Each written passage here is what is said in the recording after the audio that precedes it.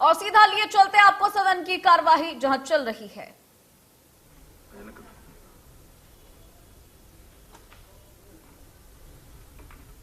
माननीय सदस्यगण, अब प्रश्नकाल शुरू होता है। श्री आफ्ताब अहमद जी। 1718 सर। हाँ श्रीमान जी, यह सच है कि इन गांव में पिछले कई सालों से खारा जल स्तर ऊंचा है। इस समस्या के समाधान के लिए कृषि विभाग ने केंद्रीय मृदा लवणता अनुसंधान संस्थान करनाल से परामर्श मांगा है। CSSRI की सिफारिश के अनुसार इन गांवों में स्थायी नलकूप लगाने की परियोजना का एस्टीमेट सिंचाई व जल संसाधन विभाग द्वारा तैयार किया जा रहा है। इसे 31 मार्च 2022 से पहले अनुमोदन के लिए विभाग की स्थायी तकनीकी समिति के समक्ष रखा जाएगा और उपचारात्मक उपाय किए जाएंगे। श्रीमान जी, इन गांव में आवश्यकता के अनुसार बिजली और डीजल पंपिंग सेट लगाकर पानी की निकासी की जा रही है। बाढ़ का पानी कोटला ड्रेन, चंदनी कट ड्रेन में छोड़ा जाता है। इस साल करीब 500 एकड़ गांव अकेड़ा में, करीब 30 एकड़ गांव रिठौरा में, करीब 100 एकड़ गांव चंदनी में बारिश का पानी जमा हुआ। गांव अकेड़ा में पानी की निकासी के लिए 5 क्यूसेक के 3 ईपी सेट, 3 क्यूसेक का 1 ईपी सेट लगाया गया। रिठौरा और चंदनी गांव में जमा हुआ पानी नवंबर के अंत तक फ्लो के द्वारा निकल गया था।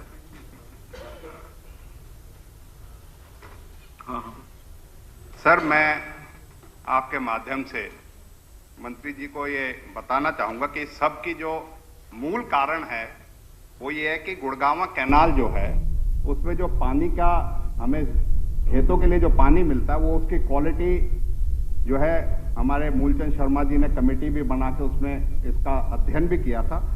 सबसे बड़ी जो है इंडस्ट्रियल वेस्ट और जो एसिड है उसकी वजह से धरती को भी नुकसान हो रहा है, पशुओं को भी नुकसान हो रहा है और इंसान को भी नुकसान हो रहा है। तो मेरा आपके माध्यम से मंत्री जी से यह है कि इसका जो ये इन्होंने कदम उठाने की बात कही है, इस कदम उठाने के साथ साथ गुड़गांवा कैनाल के जो फिल्ट्रेशन जो है करने का जो एक मूलचंद शर्मा जी की जो कमेटी हमारी बनी हुई, उसमें मीटिंग 2 हुई भी, उसका मूल कारण जो है, क्योंकि ये सेम की समस्या जो है बनती जा रही है।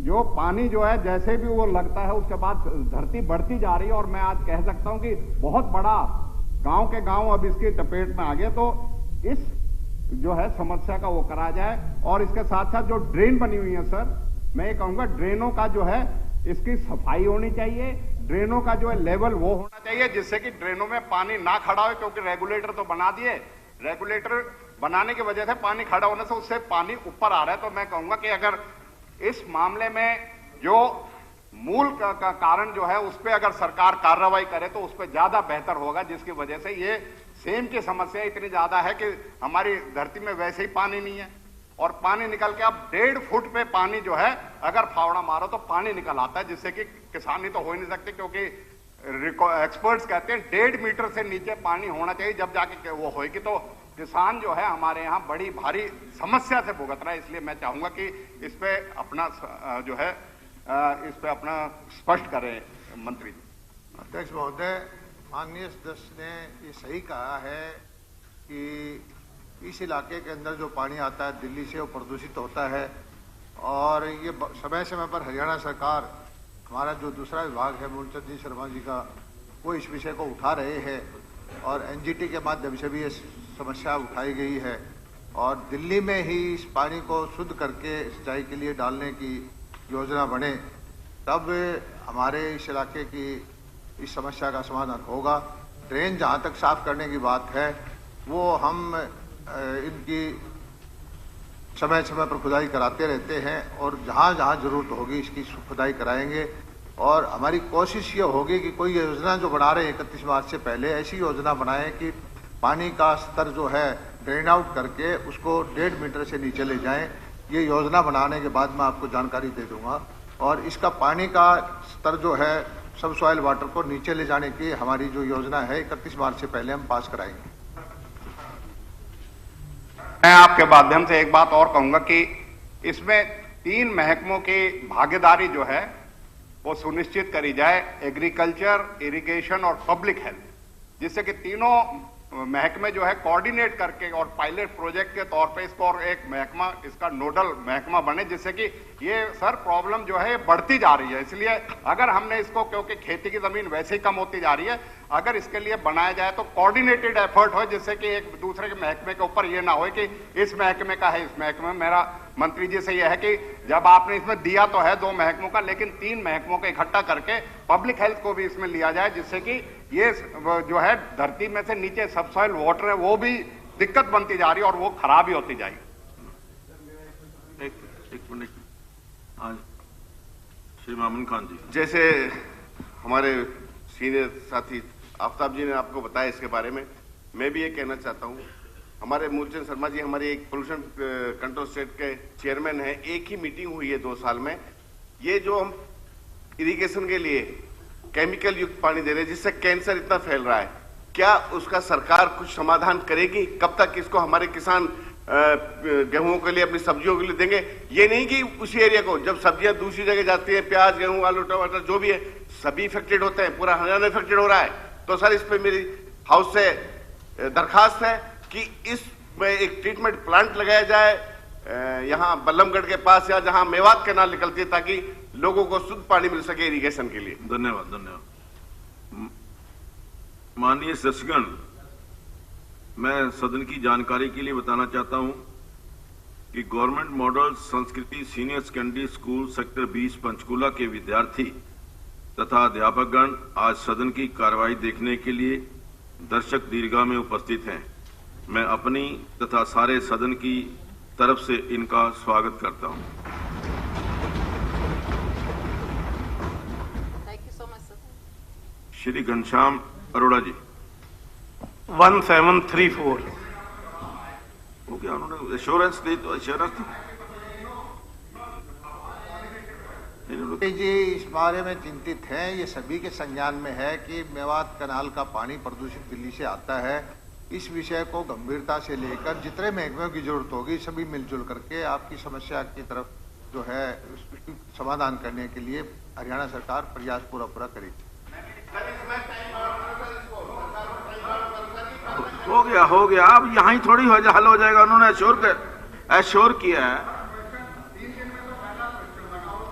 सप्लीमेंट्री वो जवाब आ रही 2 तो पहले पूछ चुके, तीसरी नहीं सर, वो दूसरी का जवाब भी मैंने कहा है, तीनों महकमों का कोऑर्डिनेटेड एक जो है वो बनाया जाए, जिससे कि मतलब उसकी चीज के लिए जिससे कि करा जाए और कोई समय सीमा तय करी जाए, जिससे कि माननीय सदस्य मैं कहता हूं कि 3 नहीं, इसमें और भी महकमे होंगे, पॉल्यूशन का महकमा भी आएगा। जितने महकमे इससे संबंधित होंगे सब मिलजुल करके इसका समाधान निकालने की कोशिश करेंगे कि हमारे मेवात के जो एरिया है वहां पर पानी जो खराब जा रहा है उसको शुद्ध कैसे किया जाए। श्री घनश्याम दास अरोड़ा जी। 1734 हाँ श्रीमान जी, वन अनुसंधान संस्थान स्थापित करने का प्रस्ताव चौधरी चरण सिंह कृषि विश्वविद्यालय द्वारा तैयार किया गया है। यमुनानगर में वन अनुसंधान संस्थान स्थापित करने के लिए सरकार उपयुक्त भूमि की तलाश कर रही है। कम से कम 50 एकड़ इकट्ठी जमीन उपलब्ध होने पर सरकार द्वारा प्रस्ताव पर विचार किया जाएगा। उपरोक्त स्थिति के मद्देनजर इस कार्य के लिए फिलहाल कोई समय सीमा निर्धारित नहीं है। मान्यवर अध्यक्ष जी, मैं आपके माध्यम से माननीय मंत्री जी से यह अनुरोध करना चाहता हूं कि यमुनानगर बोर्ड प्लाई उद्योग का एक हब है और उस उद्योग के लिए लकड़ी सबसे महत्वपूर्ण और सबसे ज्यादा आवश्यक कच्चा माल है, रॉ मटेरियल है। यमुनानगर में तो पॉपुलर और सफेदा दोनों होते ही हैं, परंतु पूर्वी उत्तर प्रदेश गोरखपुर तक का पॉपुलर सफेदा यहाँ बिकने के लिए आता है, जिसकी वजह से ट्रांसपोर्टेशन की वजह से उसकी कीमत बहुत ज्यादा बढ़ जाती है। और यमुनानगर में इस समय ये उद्योग अपने अस्तित्व को बचाने के लिए संघर्ष कर रहा है। तो इसलिए जितनी जल्दी हो सके वन अनुसंधान केंद्र या कृषि वानिकी विश्वविद्यालय की स्थापना की जाए, ताकि ऐसी लकड़ी की खोज की जा सके जो जल्दी बढ़े, जल्दी तैयार हो और स्थानीय उद्योग को स्थानीय स्तर पर ही ये लकड़ी उपलब्ध हो जाए। इसके साथ ही मैं माननीय मंत्री जी की जानकारी में ये लाना चाहता हूं आपके माध्यम से कि लकड़ी दो तरह से इसमें प्रयोग होती है।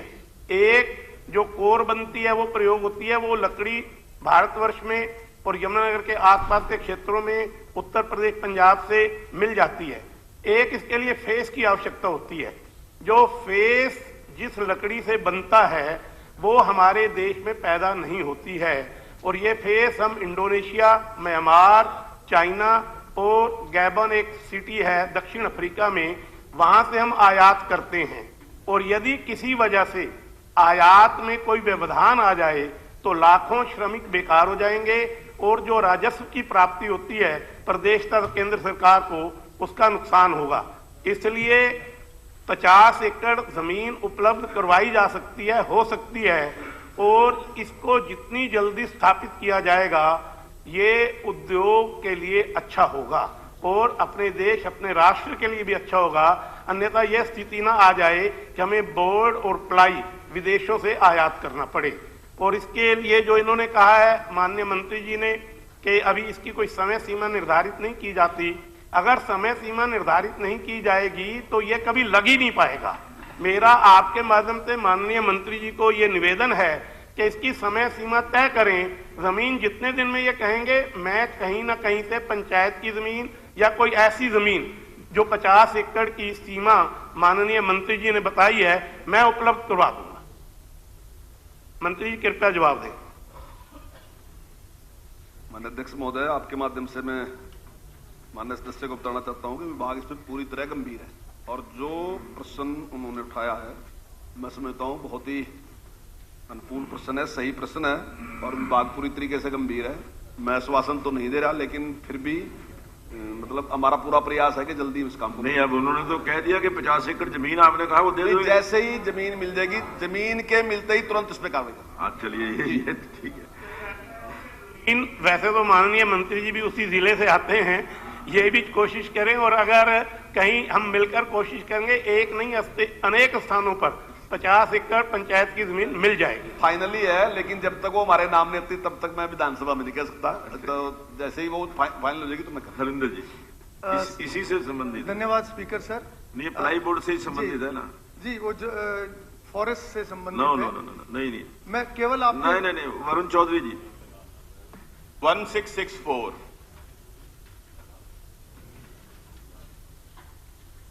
हाँ श्रीमान जी, अगले शैक्षणिक स्तर के दौरान राजकीय विद्यालयों में सेकेंडरी कक्षाओं में पढ़ रहे 5 लाख से अधिक विद्यार्थियों को पहले से लोड की गई पाठ्य सामग्री व पहल सॉफ्टवेयर युक्त निःशुल्क इंटरनेट डेटा सहित टैबलेट उपलब्ध कराए जाएंगे। खैर, यह प्रस्ताव मई 2022 तक क्रियान्वित किए जाने की संभावना है।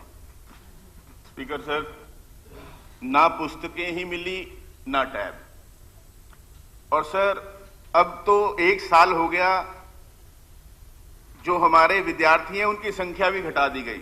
सर मेरे पास ये प्रति है गवर्नर एड्रेस की, जो कि 5 मार्च 2021 को दिया गया था। उसके पैरा नंबर सर 66 को मैं पढ़ रहा हूं।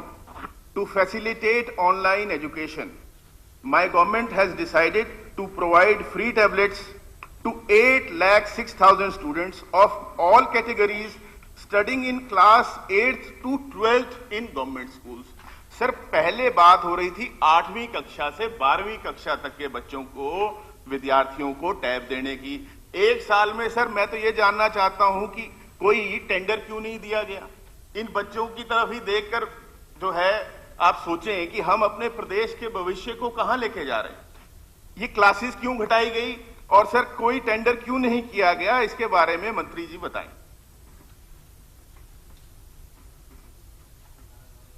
माननीय महोदय, इसका टेंडर हो चुका है, और जो बात उन्होंने कही आमतौर पे इसके बारे में ये विचार है कि केवल और केवल ये कोविड के कारण है। ये कोविड के कारण नहीं, सरकार की एक नीति है, हमारी एक सोच है कि जो हमारे बच्चे जो अभावग्रस्त हैं, जो अभिभावक हैं जिनके पास इतने संसाधन नहीं है, और एक तरफ ऐसे अभिभावक हैं जिनके पास संसाधन हैं, तो उनके बीच का जो अंतर है वो कम से कम होना चाहिए। उसको समाप्त करने के लिए हमने विचार किया। हमने केवल कोविड के लिए नहीं किया, हमने परमानेंट, एक मिनट, मैं इसी का आपके जवाब दे रहा, आपका ही प्रश्न है। तो नहीं, कोविड में सही है, पूरे देश में हरियाणा ही एक ऐसा स्टेट है जिसने इतना बड़ा इनिशिएटिव लिया कि हम इतनी बड़ी संख्या में बच्चों को देने लग रहे, और जहां दिए गए आप वहां का पता कर लोगे उन्होंने क्या दिया। हम 620 करोड़ रुपया इसके ऊपर खर्च करने लग रहे, और 10वीं 11वीं और 12वीं के बच्चों को हम ये टैबलेट देने जा रहे, और अगले सेशन में निश्चित तौर से हम ये बच्चों को उपलब्ध करेंगे। कमेंट्री ना करो। और मई 2022 तक इसको पूरा करने की संभावना है।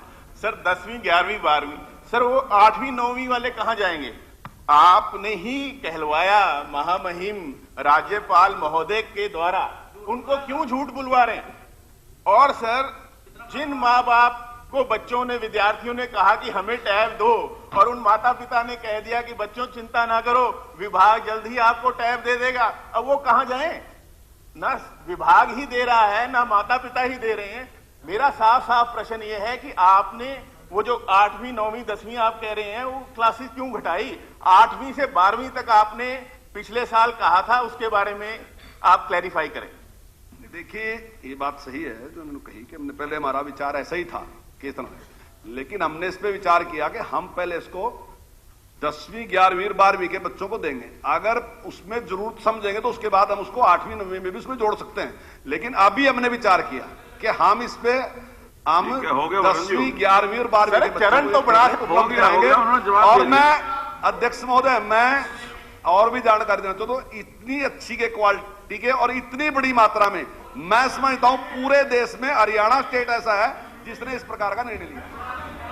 श्री अमरजीत डांडा जी, अमरजीत डांडा जी, क्या माना जाएगा? नहीं, पॉलिसी चेंज हो गई उनकी, दोबारा 8वीं से अब 10वीं 11वीं वाली पे आ गया। श्री अमरजीत डांडा जी, अमरजीत डांडा जी नहीं है?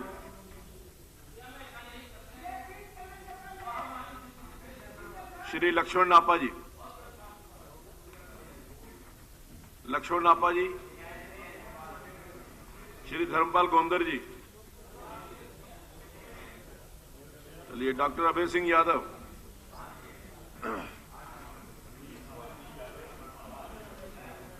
सर ये नागल चौधरी में सीएचसी की नई बिल्डिंग बनाने के लिए मैंने सरकार से प्रार्थना की थी, जवाब मिल गया कि 1576 मंत्री जी। Yes, sir. It is likely to start in 6 months. धन्यवाद। श्रीमती किरण चौधरी जी नहीं है। श्री मोहम्मद इलियास जी, 1636. नहीं श्रीमान जी,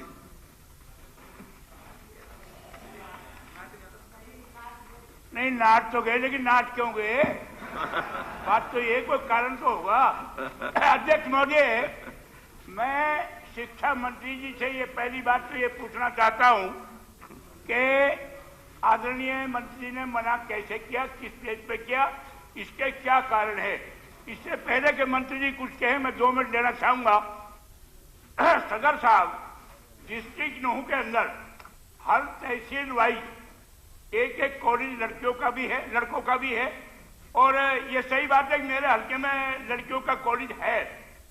और पीछे जो बनाया गया था उसके लिए चलो मैं आभार प्रकट कर देता हूं, लेकिन अफसोस की बात यह है मेरे हल्के पुराने में तहसील भी है, ब्लॉक भी है, मेरा हल्का भी है। हमारे हजारों बच्चे 30-35 किलोमीटर जो है वो शिक्षा ग्रहण करने के लिए जाते हैं। एक तरफ हरियाणा सरकार कहती है कि हम शिक्षा को बहुत बढ़ावा दे रहे, बहुत अच्छी बात है, बढ़ावा दे रहे। मंत्री जी, ये बढ़ावा देने की बात है या घटावा देने की बात है? ये तो बढ़ावा नहीं है कि जहां सारे जिले में तहसील वाई एक कॉलेज है।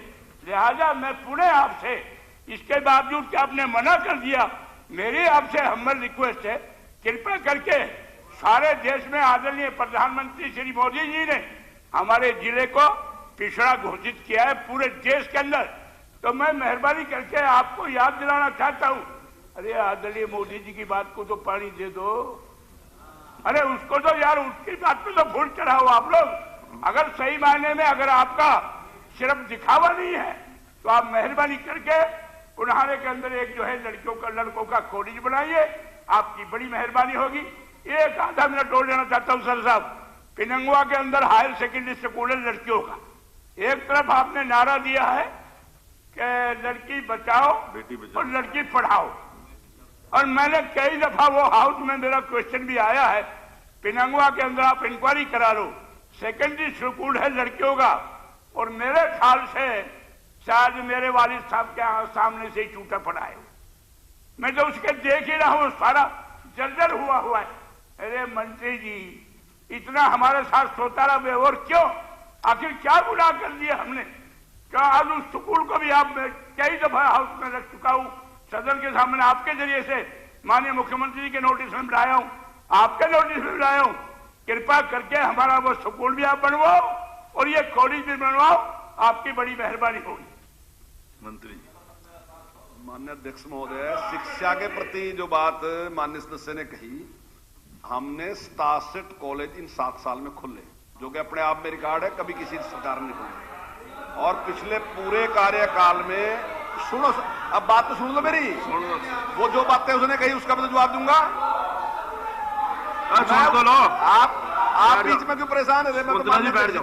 सुन लो माननीय अध्यक्ष महोदय, हमने 67 कॉलेज खोले, जिससे साफ प्रमाणित होता है कि हम चिंतित हैं एजुकेशन के प्रति। जहां पहले पूरे कार्यकाल में 22 संस्कृति स्कूल खोलने का काम किया, वहां हमने 114 2 साल में खोलने का काम किया। इससे पता चलता है कि हम शिक्षा के प्रति गंभीर हैं।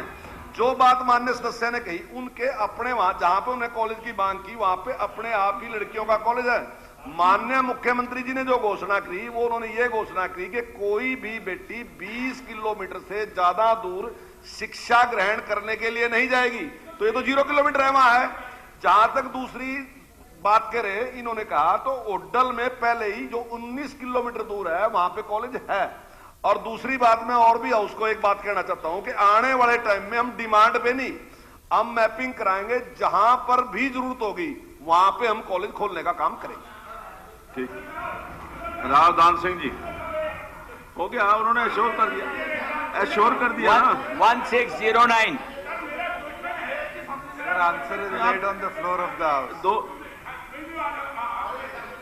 एक मिनट नहीं, मामन बैठ जाइए, ऐसे नहीं, ऐसे। हाँ जी, उन्होंने जवाब दे तो दिया, नहीं उन्होंने एश्योर कर दिया। मंत्री जी ने एक बात कही है कि माननीय मुख्यमंत्री जी ने, हरियाणा सरकार ने यह फैसला किया था कि जहां 20 किलोमीटर से कम फासला है हम वहां कॉलेज का प्रावधान करेंगे। लेकिन मंत्री जी आप इंक्वायरी करा लीजिए, अगर 20 किलोमीटर से कम है तो मैं आपसे नहीं कहूंगा। और 20 किलोमीटर अगर मेरे बच्चे, अगर हमारे पुनहाने के बच्चे 30 या 35 किलोमीटर दूर जाते हैं तो क्या उस पोजिशन में आप कॉलेज बनाएंगे? हाँ अध्यक्ष महोदय, मैंने कहा है कि जो घोषणा है ना वो ये है कि कोई भी बेटी जो है वो 20 किलोमीटर से दूर शिक्षा ग्रहण करने नहीं जाएगी, हम बीच में कॉलेज देंगे। एक मिनट, आप सुन तो लो ना जी। अगर घोषणा जो माननीय मुख्यमंत्री की है, कोई भी बेटी 20 किलोमीटर से दूर शिक्षा ग्रहण करने नहीं जाएगी। एक प्रश्न है। दूसरा आपका है कि आपका दूर है, मैंने आपसे बताया कि होटल में आपका 19 किलोमीटर पे है।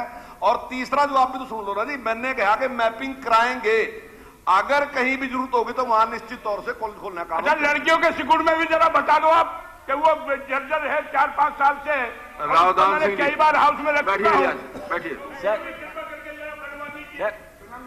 1609 sir answer is laid on the floor of the house. Sir अध्यक्ष महोदय, मैं आपके माध्यम से माननीय उप मुख्यमंत्री महोदय से जानना चाहूंगा कि हमारे महेंद्रगढ़ के अंदर रोडों की बहुत ही वर्स्ट कंडीशन है। मैं समझ सकता हूं कि शायद पूरे हरियाणा में कहीं देखने के लिए नहीं मिलती होगी, और विशेष तौर पर रेवाड़ी से महेंद्रगढ़ और दादरी से नारनौल, ये रेवाड़ी से महेंद्रगढ़ के लिए 4 लेन का मैंने पहले भी एक प्रस्ताव के लिए आपसे निवेदन किया था, लेकिन इन्होंने कहा उस समय कि व्हीकल सेंसस के अंदर शायद वो नहीं आया। लेकिन अब मैं गारंटी के साथ कह सकता हूं कि वो सारे व्हीकल सेंसस भी आपने कराया होगा तो आपको ये पॉजिटिव मिलेगा कि 4 लेन वहां बन जाना चाहिए। अध्यक्ष महोदय, मैं आपके माध्यम से निवेदन करता हूं उप मुख्यमंत्री महोदय से कि पिछले 1 साल के अंदर वहां जबकि इतने टूटे रोड के ऊपर व्हीकल की स्पीड भी नहीं है, फिर भी 42 से ज्यादा वहां पर रोड एक्सीडेंट्स हुए हैं, जिनमें से 22 आदमी की मौत हुई है और कितने ही लोग उसमें सीरियसली इंजर्ड हो चुके थे। और सबसे बुरी हालत है जब महेंद्रगढ़ में आकर के 148B पे कन्वर्ट करते हैं, फ्लाईओवर के ऊपर चढ़ने के लिए यू टर्न बड़ा शार्प है और वहां सबसे ज्यादा ट्रैफिक जाम भी रहता है, धूल भी उड़ती है और एक्सीडेंट भी होते हैं।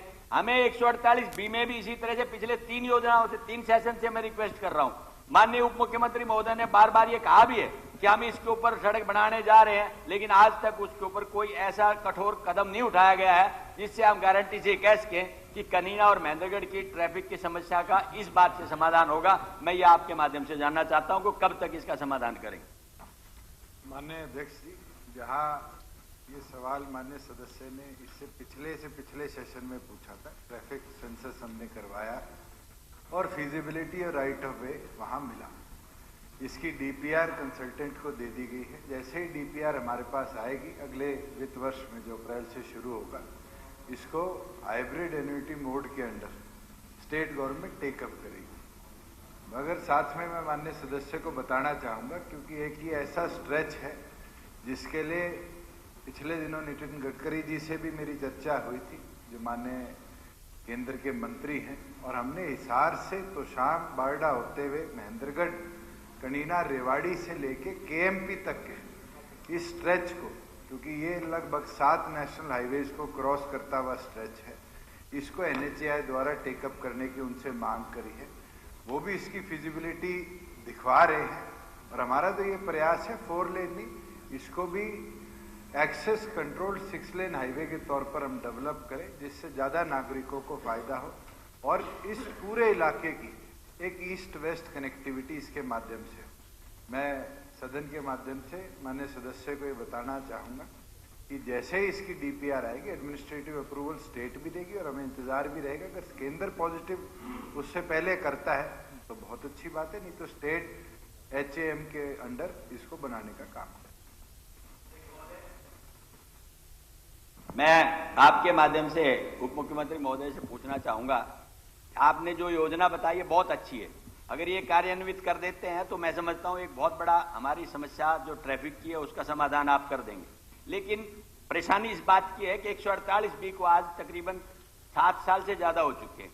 हम 5 नहीं 7 वर्षीय योजना में आते। जब हमारे समय में जब भूपेंद्र सिंह हुड्डा मुख्यमंत्री थे, उस समय लैंड का अधिग्रहण किया गया था और उसके बाद पहले एक पार्टी आई जिसने टेंडर दिया, अब दूसरी पार्टी आई, उन्होंने कहा कि सिंगल बिडर है, हम इसको अलॉट नहीं कर सकते। फिर उन्होंने कहा कि अब 2 पार्टी आई हैं, लेकिन उसका इतना हाई उसके स्टेक है कि उसको आप नेगोशिएशन पे बुला रहे हैं, TAC से कंसल्टेशन करेंगे, उसके बाद देंगे, और वो सालों साल तक खिंचता जा रहा है। क्या ये रोड भी जो महेंद्रगढ़ से कनीना भी इसी तरह खिंचता रहेगा या इसके ऊपर कोई कठोर कार्रवाई आप करेंगे? माननीय अध्यक्ष जी, माननीय सदस्य गंभीरता और रिक्वेजिशन और इसकी बात कर रहे हैं।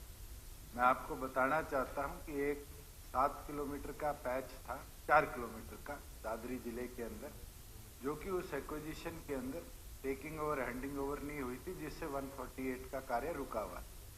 वो भी हैंड ओवर कर दिया गया है और उम्मीद है कि अप्रैल और मई के अंदर उसको पूरी तरह से फंक्शनिंग हम देखेंगे। पैरेलली जो आपके दादरी से लेके नारनौल तक का स्ट्रेच था, उसके ऊपर भी कार्य ऑलरेडी अलॉट हो चुका है, काम चल। हमारी सरकार पूरे प्रदेश के अंदर कैसे ट्रांसपोर्टेशन मोड बेहतर बने, सड़कों के हालात बेहतर हो, इस पे काम निरंतर करती आ रही है। और जब मैं आपको बोल रहा हूँ कि इसका नेक्स्ट फाइनेंशियल ईयर में हम कार्य शुरू करवा देंगे, तो आपको ये विश्वास होना चाहिए। और आपके वहाँ अगर आप चाहते हैं कितनी सड़कों पे काम हुआ है तो वो डिटेल भी मैं आपको साझा करूँगा। धन्यवाद। श्री भारत भूषण बत्रा जी। Speaker sir, 1769। हाँ श्रीमान जी, परिवहन नगर की स्थापना के लिए सेक्टर 18 व 18A रोहतक में भूमि का अधिग्रहण किया गया था और सेक्टर 21 रोहतक में काठमांडी को स्थानांतरित करने के लिए भी भूमि का अधिग्रहण किया गया था। हरियाणा शहरी विकास प्राधिकरण ने सीमित नीलामी की प्रक्रिया के माध्यम से इन दुकानदारों को स्थानांतरित करने का प्रयास किया है। वर्ष 2021 में इन सेक्टरों में कुल 9 दुकानें सेक्टर 18A परिवहन नगर में 8 नंबर तथा सेक्टर 21B काठमंडी रोहतक में 1 नंबर खुली नामी के माध्यम से बेचे गए हैं। इन दुकानदारों को स्थानांतरित करने के लिए और इन सेक्टरों को क्रियाशील बनाने के लिए और स्थानांतरण सुनिश्चित करने के लिए निरंतर प्रयास किए जा रहे हैं। स्पीकर सर, मेरा क्वेश्चन तो थोड़ा लंबा था, पता नहीं टेक्निकलिटी की वजह से इसका फर्स्ट पार्ट ही आया और सेकंड वाले दोनों पार्ट जो हैं वो ओमिट हो गए। चलो मैं उसमें सप्लीमेंट्री पूछ लूंगा। पर सबसे बड़ी बात यह है स्पीकर सर के 7 साल में इनसे ये पूछिए, रीजन नहीं बताया कि जहां पर आप 1060 शॉप्स आपने 18 के अंदर डेवलप कर दी और सारे शहर को डीकंजेस्ट करने के लिए इन मार्केट्स को बाहर जाना बहुत आवश्यक है। सरकार की सीरियसनेस इस बात की लगती है कि आपके सिर्फ 8 प्लॉट ही सिर्फ बिके, वो क्यों बिके क्यों नहीं बिके उसकी बात मैं रीजन बताऊंगा। इस बारे में मैं 2 बार मुख्यमंत्री जी से भी मिला, उनको रिप्रेजेंटेशन भी दी। उसी तरह काठमंडी के प्लॉट में आपका 1 प्लॉट बिका। बात यह है स्पीकर सर कि हुडा अथॉरिटी जो है ना वो पब्लिक के इंटरेस्ट में या पब्लिक के लिए ज्यादा कम काम करती है। सेक्टर 18 में ऑटो मार्केट इत्यादि को विकसित करने के लिए जमीन की टोटल लागत 71 करोड़ आई और उसके बाद इसकी जो इंफ्रास्ट्रक्चर की लागत थी, सड़कें थी, पानी था, सब कुछ था, सब कुछ मिला के और सरकार की लागत सिर्फ 11,000 रुपए पर स्क्वायर मीटर की कॉस्ट थी और सरकार ने उसकी कीमत रख दी 37,000 रुपया। इसी वजह से तो आपका वहां प्लाट लेने कोई नहीं आ रहा। 7 साल से कोई वहां पर ऑक्शन आप करते हैं, वहां पर कोई आता नहीं है। उसी तरह जो काठमंडी को शिफ्ट होने की बात है, वहां पर टोटल लागत जमीन की आपकी 113 करोड़ रुपए आई। आपने 94 एकड़ को वहां पर डेवलप करने की बात की, आपका 1 एकड़ सिर्फ बिका और आपने जो है रेट रख दिया 34,484 रुपए। मैं ये स्पीकर सर इसी संदर्भ में आपके माध्यम से ये कहना चाहूंगा कि सरकार का काम ये नहीं होता कि आपकी 11,000 रुपए कास्ट आई है, आप उसकी 37,000 इतनी ज्यादा कीमत रखें। कीमत कब रखेंगे? तभी वहां पर एक्चुअल में कीमत नहीं है। और उसके बाद honourable speaker sir, Haryana urban development disposal of land and building regulation के मुताबिक ये कहा गया है कि tentative price premium of the disposal of land और building by the authority shall be such as may be determined by the authority taking into consideration the cost of land, estimate cost of development, cost of building, other direct and indirect charge। Sir 11,000 का आप 37,000 रुपए वसूल करेंगे और ये मेरी रोहतक की demand जो है रोहतक कॉन्स्टिट्यूंसी की कि इसमें बहुत सारी मार्केट सिटी बहुत ज्यादा कंजेस्टेड हो चुका है, ट्रैफिक का बुरा हाल है, तो इनको कहो कि कीमत कम करें इस बात के लिए और इसको जो काठमंडी और इसका इनिशिएटिव ले, मालगुलाम रोड है, हिसार रोड है, सभी को ये शिफ्टिंग कराएं। ये एग्जॉर्बिटेंट रेट फिक्स हो गए हैं विच इज अनबियरेबल और लोगों की पहुंच से बाहर हैं, इसीलिए वहां पर नहीं हुई है। 7 साल के अंदर आप किसी 9 प्लॉट बिकते हैं, इस बात के लिए सारा कुछ एविडेंट हो जाता है कि आप कितने जल्दी कर रहे हैं या क्या रीजन है, आप शिफ्ट क्यों नहीं कर रहे वहां पर। धन्यवाद स्पीकर। अध्यक्ष महोदय, माननीय सदस्य ने प्लाट नाम बिकने की वजह अपने उसमें ही बता दी है। इन्होंने ऐसा लगता है आश्वासन दे रखा है कि सारी मार्केट को मैं 11,000 रुपये में प्लॉट दिलवाऊंगा, जबकि आप खुद ही बोल रहे हैं, आप 11,000 रुपये आप खुद बोल रहे हैं, आप खुद मेरी बात सुनिए। हुडा की नीति है, हुडा की नीति के अनुसार प्लॉट बेचने के रेट फिक्स किए जाते हैं सारे शहरों में, वो उस नीति के अनुसार रोहतक में भी किया गया। रोहतक में जो रिजर्व प्राइस 35,800 थी, हमने जो हाईएस्ट रेट पे प्लॉट बेचा 1,28,015 पे ओपन ऑक्शन में। लिमिटेड ऑक्शन कराई तो एक भी आदमी बिडिंग नहीं आई, लेकिन जब ओपन ऑक्शन कराई तो 1,28,000 का रेट बिक गया। दूसरा जो है 80 से छोटी मार्केट है रोहतक, 80 बताता हूँ, 1,22,000 में सेम इसी मार्केट का भाव बिके। और बहादुरगढ़ में जो है 76,000 रुपये में बिके। मैं बता रहा हूँ मार्केट आपके यहाँ पर 1,28,000 1,28,000। अब अध्यक्ष महोदय मुझे बताए, हम जब एक प्लॉट को 1,28,000 में बेच सकते हैं, हम एक प्लॉट को 1,28,000 में बेच सकते हैं। एक मिनट शकुंतला जी, कहते हैं कि 11,000 में बिकवा उनको। ये हम इसकी ऑक्शन दोबारा जो है फिर लिमिटेड ऑक्शन करेंगे और ओपन ऑक्शन भी करेंगे। अगर लिमिटेड ऑक्शन में लोग नहीं भाग लेना चाहते हैं तो ओपन ऑक्शन के द्वारा हम बेचेंगे। जो इच्छुक लोग हैं उनको प्लॉट मिलेंगे। लेकिन समस्या का समाधान माननीय सदस्य के पास है कि गलत जो उनको कह रखा है कि 11,000 रुपए मिलेंगे, जैसे कि इस हाउस को मिसलीड करने की कोशिश की। जब भाव 35,800 है, मंत्री जी मैं गलत नहीं बोल रहा, 35,800 जायज प्राइस है, क्योंकि 1,28,000 में वहीं पर ऑक्शन में बिक चुका है। हम लिमिटेड की रिजर्व प्राइस 35,800 है, दोबारा लगाएंगे ऑक्शन में और हमें उम्मीद है कि इस बार जो है भाग लेंगे लोग। धन्यवाद। मैं थोड़ा सा 1 मिनट ही लूंगा, ज्यादा नहीं लूंगा। ऐसे है कि इस मामले में मुख्यमंत्री हाउस के अंदर नहीं है, उनको बकायदा इस बात के लिए डिस्कस भी हुआ और उन्होंने अपने डिपार्टमेंट के जो उच्च अधिकारी हैं उनको ये कहा भी था कि रिपोर्ट दी, और यहाँ तक मुख्यमंत्री ने कहा कि उस टाइम कि इसकी कीमत 20,000 रुपये फिक्स कर देते हैं, इसमें ऑक्शन में जितना जाए, ऑक्शन में जितनी जाएगी आप रीजनेबल प्राइस हो, आपका 1,28,000 2,28,000 मिल जाएंगे, पर कम से कम कीमत तो ठीक फिक्स कीजिए ना। अगर आपको जो मार्केट रेट चाहिए तो लोग अपने आप आ जाएंगे, ले लेंगे उसके हिसाब से। आप रेट इतना फिक्स करेंगे तो कौन आपके सामने आएगा? कीमत फिक्स लिमिटेड की थी 1,28,000 मिनिमम प्राइस 37,000 की बात, मिनिमम प्राइस 37,000 पर रख दी, 11,000 की कॉस्ट करती है। चलिए अब श्री विनोद भियाना जी।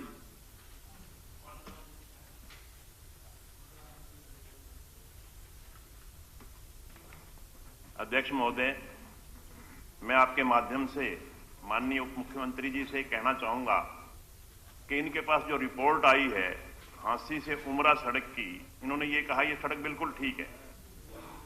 अगर ये धरातल पे जाएं और किसी, इनके पास बहुत से विभाग हैं, B&R विभाग को छोड़ के किसी विभाग के अधिकारी को वहां भेजें और सड़क की पोजीशन देखें। मैं B&R का नाम इसलिए ले रहा हूं क्योंकि उन्होंने तो रिपोर्ट दे दी कि सड़क ठीक है। किसी अधिकारी को जाके भेज के देखे कि सड़क की हालत क्या है। हांसी से उमरा बहुत नाजुक हालत है। तो मेरा माननीय उप मुख्यमंत्री जी से निवेदन है कि कृपया सड़क की अच्छी तरह से जांच करवाएं और इस सड़क को बनवाने का कार्य करें। अध्यक्ष महोदय, माननीय सदस्य की मैं पीड़ा समझता हूँ। ये MDR 108 से लेकर NH 9 तक की कनेक्टिविटी की रोड है, जिसकी डिफेक्ट लायबिलिटी पीरियड दिसंबर 31, 2021 को एक्सपायर हुआ है और अभी पिछले 2 महीने के अंदर, क्योंकि इसकी कोई रखवाई करने वाला कोई नहीं बचा, तो हम इसका ट्रैफिक सेंसस भी करा लेते हैं और मैं अश्योर करता हूँ 30 दिन के अंदर जैसे रिपोर्ट आएगी we will take it up. धन्यवाद। श्री जगदीश नायर जी। सर 1701 जी। Answer is laid on the floor. माननीय मुख्यमंत्री महोदय जी ने नामे जवाब दिया है, लेकिन मेरा माननीय मंत्री महोदय जी से अनुरोध है कि ये शहर यमुना के किनारे बसा हुआ है, हसनपुर शहर, और इसके लिए कोई रास्ते ऐसे दिखाई नहीं देते। 20 शहर से सड़क गुजरती है जिसमें टकाटक जाम लगा रहता है और जाम की वजह से वहां यात्री 1-1, 2-2 घंटे फंसे रहते हैं। दूसरा, हमारा ब्रिज का एरिया है, यहाँ जब परिक्रमा चलती है करोड़ों यात्री इसी रोड से निकलता है। मेरा माननीय उप मुख्यमंत्री महोदय जी से अनुरोध है कि इसकी अच्छी तरीके से जांच कराएं। और मैं तो ये कहूंगा कि जितनी भी फिरनियां हैं, मेरा ये सुझाव है पर्सनल सर, गांवों में जितनी भी फिरनियां हैं जहां आपकी PWD की सड़कें बनाई जा रही हैं, उनको सबको बाईपास के रूप में उनके साथ नालियां बना के उनको बनाने का मेरा अनुरोध है। दूसरा, इसके साथ साथ हसनपुर का बाईपास बनाने का मैं एक सुझाव दे रहा हूं। लीकी गांव से जाके सतुआगढ़ी गांव से ये घूमेगा और माहौली रोड से घूम के सैंडौली को क्रॉस करके ये होडल रोड में टच हो जाएगा। इससे इसका जो शहर का दबाव है ट्रैफिक का, वो कम हो जाएगा। मैं माननीय मुख्यमंत्री महोदय जी से अनुरोध करना चाहूंगा कि मेरी मांग पर विचार करें और इसकी स्कीम बनाकर इसको मंजूरी दें। सर, माननीय सदस्य ने 2 सवाल पूछे हैं। एक तो हसनपुर बाईपास का, जिसका पिछले दिनों ही ट्रैफिक सेंसस हुआ था और उसके अंदर ट्रैफिक डेंसिटी जो है वो मॉडरेट मिली है और आज के दिन वहां पर कोई जाम जैसी सिचुएशन बड़ी मात्रा में नहीं है हमारे सामने आई। फिर भी अगर ये चाहते हैं तो दोबारा उसका ट्रैफिक सेंसस हम करा सकते हैं। वहीं दूसरी ओर पर जहां पर इनने नाली बनाने की बात करी है, क्योंकि अधिकतम फिरनियां पंचायती राज बनाती है। ऑलरेडी गवर्नमेंट ने जो पॉन्ड अथॉरिटी के साथ प्रोजेक्ट जोड़ को सफाई का दिया है, उसके अंदर हम उसको टेकअप करेंगे कि प्रत्येक गांव के जितने भी आउटर पेरिफेरल वेज हैं उनके अंदर ड्रेनेज की व्यवस्था बन जाए, जिससे एटलीस्ट वहां पर पानी जो खड़ा होता है वो ना हो और उनकी निकासी प्रॉपर हो। सर एक मिनट सर, मैं हसनपुर बाईपास का ही सिर्फ हसनपुर बाईपास का ही सर, हसनपुर बाईपास की मेरी बात अधूरी रहेगी सर। माननीय मुख्यमंत्री उप मुख्यमंत्री महोदय जी ने कहा है कि भाई वहाँ ट्रैफिक का बहुत कम लोड रहता है।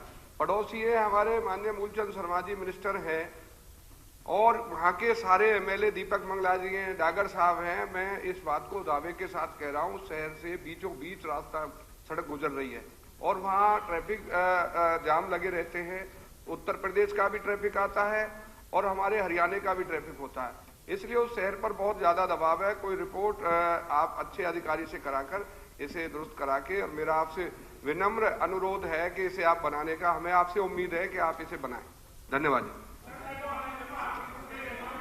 इसका एक डिटेल्ड सर्वे दोबारा हम करा लेंगे और उसकी रिपोर्ट भी माननीय सदस्य के पास उन्होंने बोल दिया दोबारा सर्वे करा करके उसको।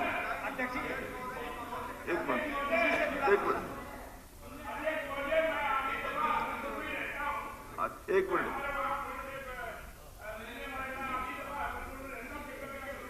भाई, 2 सप्लीमेंट्री पहले हो चुकी। एक मिनट बैठ जाइए बैठ जाइए।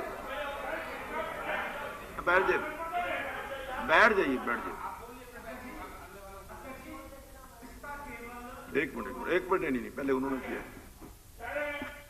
माध्यम से सदर साहब, मैं माननीय उप मुख्यमंत्री जी से, नायब वजीर हरियाणा से आपके माध्यम से गुजारिश करना चाहता हूं और पूछना भी चाहता हूं। हर सेशन के अंदर मैंने पिनंगुआ और पुनहाने का बाईपास का मामला क्वेश्चन भी लगाया। ये नहीं, ऐसा नहीं। कृपा करके आप बताएंगे अब कब तक उनको जो है। दीपक जी, हाँ जी अध्यक्ष जी, नहीं, ये हसनपुर बाईपास की बात कर रहे हैं। अध्यक्ष जी, इसी से अटैच है पूरा हरियाणा ने जो माननीय विधायक जी ने जो बात उठाई है। ये केवल जो बाईपास बनना है, ये केवल होडल के लिए ही नहीं, वहां ब्रिज 84 कोस की प्रक्रिया भी चलती है, जिसमें पूरे देश भर से लाखों की संख्या में मल के महीने में यात्रियों का आना होता है। तो अगर ये बाईपास बनना इसलिए भी और ज्यादा जरूरी हो जाता है। ये केवल नाम मात्र होडल की समस्या नहीं है, ये हमारे आसपास के जिलों की भी, और जो पूरे देश भर से जो ब्रिज 84 कोस की परिक्रमा करने वाले जो यात्री आते हैं उनको भी दिक्कत होती है। मंत्री जी। अध्यक्ष महोदय, माननीय सदस्य ने जो बात रखी, बिल्कुल पाटोन ब्रिज जो उत्तर प्रदेश को कनेक्ट करता है वो भी आपके हसनपुर से जाता है। पलवल से हसनपुर रोड का भी यहाँ पर इंटरचेंज है, होडल से हसनपुर रोड का भी इंटरचेंज है, बामनी खेड़ा हसनपुर भी आ गया और हसनपुर जटोली रोड। ये 5 जंक्शन शहर के अलग अलग कोणों में मिलते हैं। और मैं दोबारा, जैसे मैंने पहले भी कहा था, एक लेटेस्ट ट्रैफिक सेंसस इसमें करवा लेंगे, जिसका जो डाटा होगा उसको देखते हुए सरकार इस पर फिर आने वाले भविष्य में निर्णय लेगी। श्री सीताराम यादव जी। 1587। अध्यक्ष महोदय, हाँ जी महोदय, राज्य में होमगार्ड समय सेवकों की वर्तमान स्वीकृत संख्या 14,025 है। हाँ जी, खैर के लिए। हाँ जी महोदय, 10,000 गृह रक्षा समय सेवकों की अतिरिक्त संख्या बढ़ाने का प्रस्ताव राज्य सरकार के विचाराधीन है। अध्यक्ष महोदय, मैं आपके माध्यम से मंत्री जी से मेरा प्रश्न है कि 1 नवंबर 1966 को हरियाणा प्रदेश बना। उस समय हरियाणा प्रदेश की कुल जनसंख्या लगभग 92 लाख थी, 7 जिले थे और गृह रक्षी जो स्वयंसेवक हैं उनकी संख्या 14,025 थी और अब 1 जनवरी 2022 में कुल जनसंख्या हरियाणा की 2,70,00,000 है जी, जिले 22 है और गृह रक्षी स्वयंसेवक की संख्या वही 14,025 है। तो मेरा मंत्री जी से प्रश्न है कि जब 3 गुना जनसंख्या बढ़ गई तो ये गृह रक्षी स्वयंसेवकों की संख्या भी 3 गुना की जाए। मंत्री जी ने जवाब दिया है कि 10,000 तक स्वयंसेवक संख्या बढ़ाने का प्रस्ताव सरकार के पास है। तो मेरा मंत्री जी से निवेदन है कि ये संख्या 3 गुना की जाए और इसका समय भी निर्धारित किया जाए कब तक ये संख्या बढ़ा दी जाएगी। माननीय अध्यक्ष जी, जो ये रिकमेंडेशन है ये 14,000 2021 से है और उसमें 10,000 की है। मैं वैसे बताना चाहूँ पहले 14,000 थी, अब 21 के बाद जो इस टाइम में है वो 10,000 बढ़ा रहे हैं। वैसे मैं आपसे होमगार्ड की बात बताऊँ, इनका बेसिक ओरिजिन ये इंग्लैंड से था। जब वर्ल्ड वार हुआ तो वहाँ से जो फौज में लड़ने चले गए तो चले गए थे, जो बाकी घर में रह गए तो उन्हें होमगार्ड में बना दिया गया। हमारे जो यहाँ होमगार्ड का जो फंक्शन रहता है, या तो कोई रेड क्रॉस का मेला होता है उसमें चले जाते हैं, या कोई नेचुरल डिजास्टर होता है तब उसकी जरूरत पड़ती है, या कोई कैंप ऑर्गेनाइज होता है तो उसमें जरूरत पड़ती है। इसकी इतनी ज़्यादा जरूरत रहती नहीं, ना ये ट्रेंड लोग होते हैं। तो अभी 10,000 लोगों का हम कर रहे हैं, अगर कोई जरूरत समझी तो उसके बाद इस पर विचार कर लिया जाएगा। महोदय, मेरा मंत्री जी से प्रश्न है कि जिलों में जो निर्धारित जो स्वयंसेवक जो लगन है वो भी हर जिले में कम है। तो मेरा मंत्री जी से निवेदन है कि उनकी भी संख्या पूरी की जाए।